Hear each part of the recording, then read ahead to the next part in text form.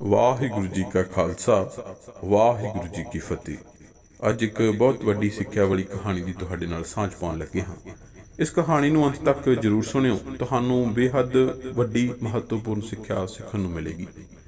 ਇੱਕ ਵਾਰ ਦੀ ਗੱਲ ਹੈ, ਬਹੁਤ ਪੱਕੇ ਮਿੱਤਰਾਂ ਨੇ ਜੋ ਇੱਕ ਯੂਨੀਵਰਸਿਟੀ ਤੋਂ ਪਾਸ ਹੋ ਕੇ ਆਪਣੀ ਆਪਣੀ ਜ਼ਿੰਦਗੀ ਦੇ ਅੱਗੇ ਵੱਧ ਚੁੱਕੇ ਸਨ, ਉਹਨਾਂ ਨੇ ਫੈਸਲਾ ਕੀਤਾ ਕਿ ਇੱਕ ਵਾਰ ਫਿਰ ਤੋਂ ਆਪਾਂ ਮਿਲਦੇ ਹਾਂ ਤੇ ਮਿਲਦੇ ਹਾਂ ਆਪਣੇ ਫੇਵਰੇਟ ਯੂਨੀਵਰਸਿਟੀ ਪ੍ਰੋਫੈਸਰ ਦੇ ਘਰ। ਸਭ ਤੋਂ ਪਸੰਦੀਦਾ ਪ੍ਰੋਫੈਸਰ ਜਿਹੜਾ ਕਿ ਉਸ ਵੇਲੇ ਯੂਨੀਵਰਸਿਟੀ ਦੇ ਵਿਦਿਆਰਥੀਆਂ ਦੇ ਵਿੱਚ ਬਹੁਤ ਜ਼ਿਆਦਾ ਪਪੂਲਰ ਸੀ, ਸਾਰਿਆਂ ਦਾ ਮੈਂਟਰ ਸੀ। ਉਹਨਾਂ ਨੂੰ ਜ਼ਿੰਦਗੀ ਦੇ ਵਿੱਚ ਕਾਮਯਾਬੀ ਦਿਵਾਉਣ ਦੇ ਵਿੱਚ ਉਸ ਪ੍ਰੋਫੈਸਰ ਦਾ ਵੱਡਾ ਹੱਥ ਸੀ। ਉਹਨਾਂ ਨੇ ਇਹੀ ਫੈਸਲਾ ਕੀਤਾ ਕਿ ਆਪਾਂ ਇਸ ਪ੍ਰੋਫੈਸਰ ਦੇ ਘਰ ਮਿਲਦੇ ਹਾਂ ਤੇ ਉਹਨਾਂ ਨਾਲ ਦੀ ਨਾਲ ਇਹ ਵੀ ਸਲਾਹ ਕੀਤੀ ਕਿ ਆਪਾਂ ਪ੍ਰੋਫੈਸਰ ਨੂੰ ਬਿਨਾਂ ਦੱਸੇ ਮਿਲਣਾ ਹੈ। ਉਹਨਾਂ ਨੂੰ ਵੀ ਇਹ ਸਰਪ੍ਰਾਈਜ਼ ਲੱਗੀ। ਬਹੁਤ ਮਿਲਾਪੜੇ ਸੁਭਾਅ ਦਾ, ਬਹੁਤ ਮਿੱਠੇ ਸੁਭਾਅ ਦਾ ਉਹ ਪ੍ਰੋਫੈਸਰ ਸੀ, ਜਿਸ ਨੇ ਬਹੁਤ ਸਾਰੇ ਬੱਚਿਆਂ ਦਾ, ਬਹੁਤ ਸਾਰੇ ਵਿਦਿਆਰਥੀਆਂ ਦਾ ਜੀਵਨ ਸੰਵਾਰਿਆ ਸੀ। ਤੇ ਇਹਨਾਂ ਪੱਕੇ ਸਾਥੀਆਂ ਨੇ, ਬੈਸਟ ਫਰੈਂਡਸ ਨੇ, ਇਹਨਾਂ ਨੇ ਇਹ ਡਿਸਾਈਡ ਕਰ ਲਿਆ ਕਿ ਇਸ ਮਿਤੀ ਨੂੰ, ਇਸ ਦਿਨ ਨੂੰ, ਇਸ ਵਾਰ ਨੂੰ ਨਿਸ਼ਚਿਤ ਸਮੇਂ ਤੇ ਮਿਲਣਾ ਹੈ। ਇਸੇ ਤਰੀਕੇ ਹੋਇਆ। ਉਹ ਸਮਾਂ ਆਖਰ ਆ ਗਿਆ ਜਦੋਂ ਉਹ ਪ੍ਰੋਫੈਸਰ ਦੇ ਘਰ ਪਹੁੰਚੇ। ਪ੍ਰੋਫੈਸਰ ਬੇਹੱਦ ਖੁਸ਼ ਹੋਇਆ, ਬਹੁਤ ਜ਼ਿਆਦਾ ਉਹਨੂੰ ਉਤਸੁਕਤਾ ਸੀ। ਉਹਨਾਂ ਵਿਦਿਆਰਥੀਆਂ ਨਾਲ ਮਿਲ ਕੇ ਬਹੁਤ ਉਹ ਖੁਸ਼ ਹੋਇਆ, ਕਿਉਂਕਿ ਬਹੁਤ ਲੰਬੇ ਸਮੇਂ ਬਾਅਦ ਉਸ ਨੂੰ ਇਸ ਤਰ੍ਹਾਂ ਕੋਈ ਮਿਲਣ ਆਇਆ ਸੀ, ਕਿਉਂਕਿ ਉਸ ਨੂੰ ਰਿਟਾਇਰਡ ਹੋਏ ਨੂੰ ਇੱਕ ਖਾਸ ਸਮਾਂ ਹੋ ਚੁੱਕਿਆ ਸੀ। ਹੁਣ ਪ੍ਰੋਫੈਸਰ ਸਾਹਿਬ ਦੇ ਘਰ ਇੱਕਦਮ ਰੌਣਕ ਲੱਗ ਗਈ। ਹਰ ਇਨਸਾਨ ਆਪਣੀ ਜ਼ਿੰਦਗੀ ਦੇ ਵਿੱਚ ਕੀ ਕੁਝ ਚੱਲ ਰਿਹਾ ਉਸ ਦੇ ਬਾਰੇ ਜ਼ਿਕਰ ਕਰਨ ਲੱਗਿਆ ਕਿ ਕਾਲਜ ਛੱਡਣ ਤੋਂ ਬਾਅਦ ਉਹਨਾਂ ਨੇ ਕੀ ਕੁਝ ਕੀਤਾ। ਕੋਈ ਕਹਿ ਰਿਹਾ ਕਿ ਅਸੀਂ ਵਧੀਆ ਲੀਡਰ ਬਣ ਗਏ ਹਾਂ, ਸੀਨੀਅਰ ਪੋਜੀਸ਼ਨ ਦੇ ਉੱਤੇ ਬੈਠੇ ਹਾਂ। ਕੋਈ ਕਹਿ ਰਿਹਾ ਕਿ ਅਸੀਂ ਕਾਰਪੋਰੇਟ ਘਰਾਣਿਆਂ ਦੇ ਨਾਲ ਜੌਬ ਕਰ ਰਹੇ ਹਾਂ। ਕੋਈ ਕਹਿ ਰਿਹਾ ਕਿ ਮੈਂ ਬਿਜ਼ਨਸ ਕਰ ਰਿਹਾ। ਕੋਈ ਕਹਿ ਰਿਹਾ ਕਿ ਮੈਂ ਸਰਕਾਰੀ ਨੌਕਰੀ ਤੇ ਹਾਂ। ਵੱਖ-ਵੱਖ ਕਿਸਮ ਦੀਆਂ ਗੱਲਾਂ ਹੋ ਰਹੀਆਂ ਨੇ। ਲਗਾਤਾਰ ਪ੍ਰੋਫੈਸਰ ਸਾਹਿਬ ਉਹਨਾਂ ਦੀ ਖੁਸ਼ੀ ਦੇ ਵਿੱਚ ਸ਼ਰੀਕ, ਖੁਦ ਵੀ ਖੁਸ਼ ਹੋ ਰਹੇ ਨੇ ਕਿ ਮੇਰੇ ਵਿਦਿਆਰਥੀ ਬੁਲੰਦੀਆਂ ਨੂੰ ਹੱਥ ਲਾ ਰਹੇ ਨੇ, ਬੁਲੰਦੀਆਂ ਤੇ ਪਹੁੰਚ ਗਏ ਨੇ। ਪਰ ਇਹਨਾਂ ਗੱਲਾਂ ਬਾਤਾਂ ਤੋਂ ਬਾਅਦ ਅਚਾਨਕ ਮਾਹੌਲ ਦੂਜੇ ਪਾਸੇ ਨੂੰ ਹੋ ਗਿਆ। ਅਚਾਨਕ ਮਾਹੌਲ ਸ਼ਿਕਾਇਤਾਂ ਵਾਲੇ ਪਾਸੇ ਨੂੰ। ਕੋਈ ਆਪਣੇ ਕੰਮ ਦੀਆਂ ਸ਼ਿਕਾਇਤਾਂ ਦੱਸ ਰਿਹਾ, ਕੋਈ ਕਹਿ ਰਿਹਾ ਕਿ ਮੈਨੂੰ ਚਿੰਤਾਵਾਂ ਬੜੀਆਂ ਨੇ, ਕੋਈ ਕਹਿ ਰਿਹਾ ਕਿ ਮੈਂ ਰਿਸ਼ਤੇ ਨਾਤਿਆਂ ਤੋਂ ਪਰੇਸ਼ਾਨ ਹਾਂ, ਕੋਈ ਆਪਣੀ ਜ਼ਿੰਦਗੀ ਦੀਆਂ ਹੋਰ ਪਰੇਸ਼ਾਨੀਆਂ ਦੱਸ ਰਿਹਾ। ਇੱਕਦਮ ਜਿੱਥੇ ਹੁਣੇ ਕਾਮਯਾਬੀ ਦੀਆਂ ਗੱਲਾਂ ਹੋ ਰਹੀਆਂ ਸੀ, ਉਹ ਬੰਦ ਹੋ ਕੇ ਸ਼ਿਕਾਇਤਾਂ, ਚਿੰਤਾਵਾਂ, ਸਮੱਸਿਆਵਾਂ, ਮੁਸੀਬਤਾਂ ਦੀ ਗੱਲਬਾਤ ਹੋਣ ਲੱਗ ਪਈ। ਇਹਨੇ ਦੇ ਵਿੱਚ ਪ੍ਰੋਫੈਸਰ ਸਾਹਿਬ ਨੇ ਸਾਰਿਆਂ ਨੂੰ ਪੁੱਛਿਆ ਕਿ ਤੁਸੀਂ ਸਾਰੇ ਕੌਫੀ ਪੀ ਲਵੋਗੇ? ਤਾਂ ਉਹਨਾਂ ਨੇ ਹਾਂ ਦੇ ਵਿੱਚ ਜਵਾਬ ਦਿੱਤਾ। ਪ੍ਰੋਫੈਸਰ ਸਾਹਿਬ ਆਪਣੀ ਰਸੋਈ ਵੱਲ ਗਏ ਤੇ ਉਹਨਾਂ ਨੇ ਆਪਣੀ ਘਰਵਾਲੀ ਨੂੰ ਕਿਹਾ ਕਿ ਤੁਸੀਂ ਕੌਫੀ ਲੈ ਕੇ ਆਉਣੀ ਹੈ। ਤਕਰੀਬਨ 10 ਮਿੰਟ ਪ੍ਰੋਫੈਸਰ ਸਾਹਿਬ ਵੀ ਰਸੋਈ ਦੇ ਵਿੱਚ ਰਹੇ ਤੇ ਬਾਅਦ ਵਿੱਚ ਪ੍ਰੋਫੈਸਰ ਸਾਹਿਬ ਤੇ ਉਹਨਾਂ ਦੀ ਘਰਵਾਲੀ ਇੱਕ ਖੂਬਸੂਰਤ ਮੁਸਕਰਾਹਟ ਦੇ ਨਾਲ ਕੌਫੀ ਦੇ ਕਾਫੀ ਸਾਰੇ ਕੱਪ ਲੈ ਕੇ ਉੱਥੇ ਆ ਗਏ। ਪਰ ਇੱਥੇ ਹੈਰਾਨੀ ਵਾਲੀ ਗੱਲ ਇਹ ਸੀ ਕਿ ਕੌਫੀ ਇੱਕ ਤਰੀਕੇ ਦੇ ਕੱਪਾਂ ਵਿੱਚ ਨਹੀਂ ਸੀ, ਇੱਕ ਤਰੀਕੇ ਦੇ ਮੱਗ ਨਹੀਂ ਸੀ। ਕੋਈ ਕ੍ਰਿਸਟਲ ਦਾ ਬਣਿਆ ਹੋਇਆ ਸੀ, ਕੋਈ ਕੱਚ ਦਾ ਬਣਿਆ ਹੋਇਆ ਸੀ, ਕੋਈ ਸੈਰਾਮਿਕ ਦਾ ਬਣਿਆ ਹੋਇਆ ਸੀ, ਕੋਈ ਜਗਮਗ ਕਰ ਰਿਹਾ ਸੀ, ਕੋਈ ਚੀਨੀ ਦਾ ਸੀ, ਕੋਈ ਕਿਸੇ ਹੋਰ ਪਲਾਸਟਿਕ ਦਾ ਸੀ। ਇਸ ਤਰੀਕੇ ਨਾਲ ਹਰ ਕੱਪ ਦੀ ਸ਼ਕਲ ਵੀ ਵੱਖਰੀ ਵੱਖਰੀ ਸੀ। ਕੋਈ ਵੱਡਾ ਸੀ, ਕੋਈ ਨਿੱਕਾ ਸੀ, ਕੋਈ ਬਹੁਤ ਜ਼ਿਆਦਾ ਮਹਿੰਗਾ ਲੱਗ ਰਿਹਾ ਸੀ ਤੇ ਕੋਈ ਬੇਹੱਦ ਸਧਾਰਨ ਸੀ। ਸਾਰੇ ਜਿਹੜੇ ਵਿਦਿਆਰਥੀ ਸਨ, ਬਾਲਕ ਸਨ, ਬੱਚੇ ਸਨ, ਉਹਨਾਂ ਨੇ ਇਹ ਸੋਚਿਆ ਕਿ ਸ਼ਾਇਦ ਪ੍ਰੋਫੈਸਰ ਸਾਹਿਬ ਦੇ ਘਰ ਇੰਨੇ ਸਾਰੇ ਮਹਿਮਾਨਾਂ ਦਾ ਇੰਤਜ਼ਾਮ ਨਹੀਂ ਹੋਵੇਗਾ, ਇਸ ਕਰਕੇ ਇਹਨਾਂ ਨੂੰ ਅਲੱਗ-ਅਲੱਗ ਕੱਪਾਂ ਦੇ ਵਿੱਚ ਕੌਫੀ ਲਿਆਉਣੀ ਪੈ ਗਈ। ਜਦੋਂ ਉਹ ਸਾਰੇ ਕੌਫੀ ਵਾਲੇ ਕੱਪ ਉਹਨਾਂ ਨੇ ਹੱਥਾਂ ਵਿੱਚ ਫੜ ਲਏ ਤਾਂ ਪ੍ਰੋਫੈਸਰ ਸਾਹਿਬ ਨੇ ਇੱਕਦਮ ਬੋਲਣਾ ਸ਼ੁਰੂ ਕੀਤਾ। ਕਹਿੰਦੇ, ਤੁਸੀਂ ਸ਼ਾਇਦ ਇੱਕ ਚੀਜ਼ ਤੇ ਧਿਆਨ ਨਹੀਂ ਦਿੱਤਾ। ਇਹ ਤੁਸੀਂ ਸਾਰਿਆਂ ਨੇ ਬਹੁਤ ਜਿਹੜੇ ਸੁੰਦਰ ਲੱਗ ਰਹੇ ਸੀ ਕੱਪ, ਉਹੀ ਚੱਕੇ ਨੇ ਜਿਹੜੇ ਮਹਿੰਗੇ ਲੱਗ ਰਹੇ ਸੀ, ਤੇ ਜਿਹੜੇ ਤੁਸੀਂ ਰਹਿਣ ਦਿੱਤੇ ਆ ਟਰੇ ਦੇ ਵਿੱਚ, ਉਹ ਸੀ ਜਿਹੜੇ ਸਧਾਰਨ ਸੀ, ਵੇਖਣ ਨੂੰ ਸਸਤੇ ਜਿਹੇ ਲੱਗਦੇ ਸੀ। ਇੱਕਦਮ ਉਸ ਹਾਲ ਦੇ ਵਿੱਚ ਜਿੱਥੇ ਉਹ ਬੈਠੇ ਸੀ, ਸਾਰਿਆਂ ਨੇ ਹੈਰਾਨੀ ਜਿਹੀ ਪ੍ਰਗਟ ਕੀਤੀ ਕਿ ਪ੍ਰੋਫੈਸਰ ਸਾਹਿਬ ਨੇ ਮਿਣ ਤੋਲ ਕੇ, ਗਿਣ ਮਿੱਥ ਕੇ, ਜਾਣ ਬੁੱਝ ਕੇ ਵੱਧ ਕੱਪ ਲੈ ਕੇ ਆਏ ਨੇ।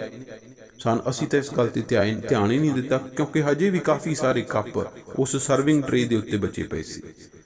ਪ੍ਰੋਫੈਸਰ ਸਾਹਿਬ ਨੇ ਫਿਰ ਤੋਂ ਅੱਗੇ ਬੋਲਣਾ ਸ਼ੁਰੂ ਕੀਤਾ। ਕਹਿੰਦੇ, ਤੁਸੀਂ ਸਾਰਿਆਂ ਨੇ ਖੂਬਸੂਰਤ ਕੱਪ ਹੀ ਚੱਕੇ, ਤੁਹਾਡੀ ਇਹ ਚਾਹਤ ਸੀ। ਬਿਲਕੁਲ ਉਸੇ ਤਰੀਕੇ ਨਾਲ ਜ਼ਿੰਦਗੀ ਦੀ ਤੁਲਨਾ ਤੁਸੀਂ ਕਰ ਸਕਦੇ ਹੋ। ਮੈਂ ਤੁਹਾਡੀਆਂ ਗੱਲਾਂ ਬਾਤਾਂ ਤੋਂ ਅੰਦਾਜ਼ਾ ਲਾਇਆ ਕਿ ਤੁਸੀਂ ਕੰਮ ਤੋਂ ਆਪਣੇ ਤੋਂ ਖੁਸ਼ ਹੋ, ਕਾਮਯਾਬੀ ਤੋਂ ਖੁਸ਼ ਹੋ, ਪਰ ਤੁਸੀਂ ਅਸੰਤੁਸ਼ਟ ਵੀ ਹੋ। ਤੁਹਾਡੀ ਜ਼ਿੰਦਗੀ ਦੇ ਵਿੱਚ ਮਾਨਸਿਕ ਪਰੇਸ਼ਾਨੀ ਵੀ ਹੈ, ਤੁਸੀਂ ਕਿਸੇ ਨਾ ਕਿਸੇ ਤਰੀਕੇ ਦੇ ਦਬਾਅ ਵਿੱਚ ਵੀ ਹੋ। ਤੁਹਾਡੇ ਸਾਰਿਆਂ ਦੀਆਂ ਮੈਂ ਚਿੰਤਾਵਾਂ ਸੁਣ ਰਿਹਾ। ਹੁਣ ਮੈਂ ਤੁਹਾਨੂੰ ਇਸ ਦਾ ਹੱਲ ਦੱਸਦਾ। ਇੱਕ ਵਾਰ ਫਿਰ ਤੋਂ ਸਾਰੇ ਮਿੱਤਰ ਜਿਹੜੇ ਪੱਕੇ ਸਾਥੀ ਸਨ ਦੁਚਿੱਤੀ ਵਿੱਚ ਪੈ ਗਏ। ਕਿ ਇਹਨਾਂ ਕੱਪਾਂ ਦਾ, ਇਹਨਾਂ ਮੱਗਾਂ ਦਾ ਤੇ ਇਸ ਕੌਫੀ ਦਾ ਸਾਡੀ ਚਿੰਤਾ ਪਰੇਸ਼ਾਨੀ ਦੇ ਨਾਲ ਕੀ ਸੰਬੰਧ। ਉਹਨਾਂ ਪ੍ਰੋਫੈਸਰ ਸਾਹਿਬ ਨੂੰ ਕਿਹਾ ਕਿ ਸਾਨੂੰ ਤੁਸੀਂ ਗੋਲ ਮੋਲ ਗੱਲ ਵਿੱਚ ਨਾ ਰੱਖੋ, ਤੁਸੀਂ ਸਾਨੂੰ ਜਲਦੀ ਨਾਲ ਦੱਸੋ ਤਾਂ ਕਿ ਸਾਡੀਆਂ ਪਰੇਸ਼ਾਨੀਆਂ ਦਾ ਨਿਪਟਾਰਾ ਵੀ ਹੋ ਸਕੇ। ਪ੍ਰੋਫੈਸਰ ਸਾਹਿਬ ਨੇ ਇਸ ਤੋਂ ਬਾਅਦ ਫਿਰ ਤੋਂ ਇੱਕ ਵਾਰੀ ਬੋਲਣਾ ਸ਼ੁਰੂ ਕਰ ਦਿੱਤਾ। ਉਹ ਕਹਿੰਦੇ ਕਿ ਤੁਸੀਂ ਸਾਰਿਆਂ ਨੇ ਕੱਪ ਚੱਕੇ, ਤੁਸੀਂ ਮੈਨੂੰ ਪਹਿਲਾਂ ਤਾਂ ਇਹ ਦੱਸੋ ਕਿ ਜੇਕਰ ਤੁਸੀਂ ਮਹਿੰਗਾ ਕੱਪ ਚੱਕਦੇ ਹੋ, ਉਸ ਵਿੱਚ ਕੌਫੀ ਪੀਂਦੇ ਹੋ, ਤਾਂ ਕੀ ਕੌਫੀ ਦੇ ਜਿਹੜਾ ਸਵਾਦ ਹੈ ਉਸ ਵਿੱਚ ਕੋਈ ਫਰਕ ਆਵੇਗਾ? ਤਾਂ ਸਾਰਿਆਂ ਨੇ ਕਿਹਾ ਕਿ ਨਹੀਂ। ਪਰ ਉਹਨਾਂ ਕਿਹਾ ਇਸ ਦੇ ਬਾਵਜੂਦ ਵੀ ਤੁਸੀਂ ਮਹਿੰਗੇ ਦਿਖਣ ਵਾਲੇ ਕੱਪ ਜਿਹੜੇ ਚੰਗੇ ਲੱਗ ਰਹੇ ਸੀ ਉਹਨਾਂ ਵਿੱਚ ਹੀ ਤੁਸੀਂ ਅੱਗੇ ਜਾ ਕੇ ਕੌਫੀ ਜਿਹੜੀ ਆ ਲਈ ਹੈ ਟਰੇ ਵੱਲ ਨੂੰ ਹੱਥ ਕਰਕੇ, ਤੇ ਬਾਕੀ ਦੇ ਜਿਹੜੇ ਸਧਾਰਨ ਦਿਸਣ ਵਾਲੇ ਸੀ ਉਹ ਤੁਸੀਂ ਨਹੀਂ ਚੱਕੇ। ਇਹ ਤੁਹਾਡੇ ਆਪਣੇ ਆਪ, ਤੁਹਾਡੇ ਮਨ ਨੇ ਕੰਮ ਕੀਤਾ ਹੋਵੇਗਾ, ਦਿਮਾਗ ਨੇ ਆਪਣੇ ਆਪ ਕੰਮ ਕੀਤਾ ਹੋਵੇਗਾ। ਬਿਲਕੁਲ ਇਸ ਤਰੀਕੇ ਦੇ ਨਾਲ ਜਿਹੜੀ ਜ਼ਿੰਦਗੀ ਹੈ ਉਸ ਨੂੰ ਤੁਸੀਂ ਕੌਫੀ ਦੇ ਨਾਲ ਤੁਲਨਾ ਉਸਦੀ ਕਰ ਸਕਦੇ ਹੋ। ਤੇ ਬਾਕੀ ਜਿਹੜੀਆਂ ਤੁਹਾਡੀਆਂ ਨੌਕਰੀਆਂ ਨੇ, ਪੈਸਾ ਹੈ, ਰੁਤਬੇ ਨੇ, ਅਹੁਦੇ ਨੇ, ਸਮਾਜ ਹੈ, ਤੁਹਾਡਾ ਪ੍ਰੇਮ ਪਿਆਰ ਹੈ, ਰਿਸ਼ਤੇ ਹੈ, ਉਹਨਾਂ ਨੂੰ ਤੁਸੀਂ ਕੱਪਾਂ ਦੇ ਨਾਲ ਉਸਦੀ ਤੁਲਨਾ ਕਰ ਸਕਦੇ ਹੋ। ਹਰ ਇਨਸਾਨ ਚਾਹੁੰਦਾ ਹੈ ਕਿ ਮੇਰੀ ਜ਼ਿੰਦਗੀ ਠੀਕ ਹੋਵੇ, ਪਰ ਉਸ ਤੋਂ ਵੀ ਵੱਧ ਉਹ ਇਹ ਚਾਹੁੰਦਾ ਹੈ ਇਸੇ ਕੱਪਾਂ ਦੀ ਤਰ੍ਹਾਂ ਕਿ ਮੇਰੇ ਰਿਸ਼ਤੇ ਨਾਤੇ ਚੰਗੇ ਲੋਕਾਂ ਦੇ ਨਾਲ ਹੋਣ, ਮੇਰੇ ਕੋਲੇ ਚੰਗੀ ਨੌਕਰੀ ਹੋਵੇ, ਮੇਰੇ ਕੋਲ ਚੰਗਾ ਅਹੁਦਾ ਹੋਵੇ, ਚੰਗਾ ਰੁਤਬਾ ਹੋਵੇ। ਬਹੁਤੇ ਤਾਂ ਇਹ ਕਹਿੰਦੇ ਨੇ ਭਾਵੇਂ ਦਿਖਾਵੇ ਦੇ ਤੌਰ ਤੇ ਹੋਵੇ ਚੰਗਾ। ਸਾਡੀ ਸਾਰਿਆਂ ਦੀ ਇਹ ਸਮੱਸਿਆ, ਚੰਗੇ ਕੱਪਾਂ ਦੇ ਪਿੱਛੇ ਲੱਗ ਕੇ ਅਸੀਂ ਕੌਫੀ ਨੂੰ ਦਰਕਨਾਰ ਕੀਤਾ ਹੋਇਆ ਹੈ। ਸਿਰਫ ਤੇ ਸਿਰਫ ਸਾਡੀ ਕੋਸ਼ਿਸ਼ ਇਹ ਹੈ ਕਿ ਦੇਖਣ ਲਈ ਜਿਹੜਾ ਕੱਪ ਹੈ ਸਾਡੇ ਹੱਥ ਵਿੱਚ ਉਹ ਵਧੀਆ ਹੋਵੇ, ਵਿੱਚ ਭਾਵੇਂ ਕੌਫੀ ਹੋਵੇ ਨਾ ਹੋਵੇ ਵੱਖਰੀ ਗੱਲ ਹੈ।